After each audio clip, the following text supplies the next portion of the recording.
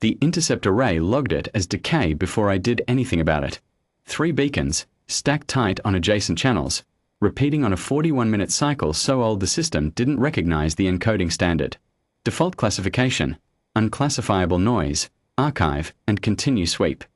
I had my thumb over the confirm key when I noticed the cycle wasn't decaying. Noise decays. This didn't. I want to be clear about what we were. The Tarsus Reach was a patrol frigate 2 officers short of a full watch. 6 weeks into a border sweep nobody expected to find anything on. We were not built for this.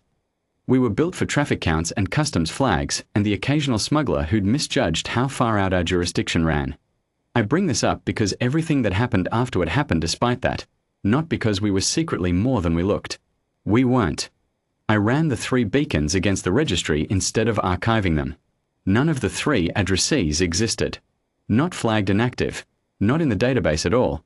Like asking after a street that had been bulldozed so long ago the city forgot to update the map. I checked twice. Then I checked the encoding standards age, because that's the kind of thing you check when you don't want to admit what you're already thinking. The standard was old.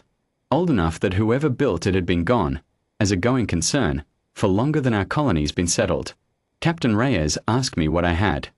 I told her 3 corpses were calling people who died before they did, and one of the corpses might still be breathing.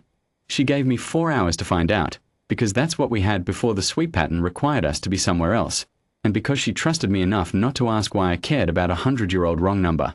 The source was a dreadnought. Not one of ours, not one anybody current would recognize. Hull profile didn't match a single silhouette in the threat library, which told me less about its danger and more about how long it had been sitting wherever it was sitting. Adrift, half dark, venting something thin and cold from a ruptured flank. The 3 beacons were coming from inside it, stacked on those adjacent channels because, I learned this later, somebody aboard had set them to broadcast on whatever frequencies the ship's old command structure used for fleet authorities that had stopped existing. None of the 3 signals were addressed to anyone who could possibly answer them. That was the whole shape of the problem. And none of them were addressed to us. We were not the recipient. We were the only ones listening. I want to say I knew that and pressed forward anyway out of some clean conviction.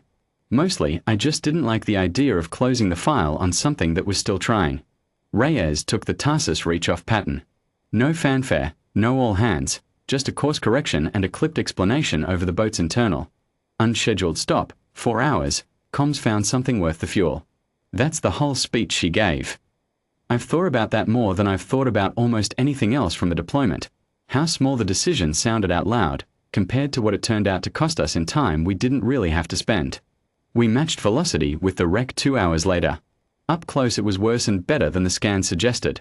Worse because the containment failure wasn't cosmetic, it was structural. A ring housing somebody's antimatter stores cracked along one weld and slowly losing the fight to stay sealed. Better because something in that ruin was still drawing power, still keeping at least one compartment pressurized. Somebody was alive in there. Petty Officer Bauer led the boarding party. I went because I'd found it, and Reyes said the person who pulls a thread gets to see where it leads. We cut in through a maintenance shaft because the Dreadnought's official airlocks hadn't answered a door cycle in years. She was waiting for us at the second bulkhead, weapon lowered but not stowed, and she did not look surprised the way I expected. She looked confused in a very specific, very procedural way, the look of someone double-checking a uniform pattern against a memory and not finding the match. "You are not Coalition Remnant Authority," she said. Not a question. A correction she was making to her own assumptions in real time. "No," I said. "We are not anybody you called." She absorbed that the way you absorb a number that doesn't balance. "I have broadcast on 3 command frequencies for 6 years," she said. "The Remnant Authority disbanded before I started broadcasting. I knew that. I broadcast anyway." A pause, longer than comfortable. "You should not be able to hear those frequencies." "We almost couldn't," I said. "Our system wanted to file you as noise." She was Warden Island Sodrakve, containment crew, and as far as either of us could establish in the next 20 minutes, the last living person aboard a ship that had once belonged to an empire whose successor government had also collapsed, whose successor's successor was the closest thing to a real address her beacons had ever had, and which had stopped existing roughly 80 years prior. She'd been alone with a failing antimatter ring for longer than that, kept alive by a maintenance loop that hadn't been designed for crew survival, only for system survival, and which had kept her breathing as an accident of that design rather than its purpose. She did not ask us to save her. She asked, with the same flat precision she'd asked everything else, whether we were equipped to perform a Class 4 containment stabilization, because if not, she would prefer we leave before the ring failed and took whatever ship would arrive in along with hers. Bauer said we'd look. I said we'd do better than look. I didn't have the authority to promise that.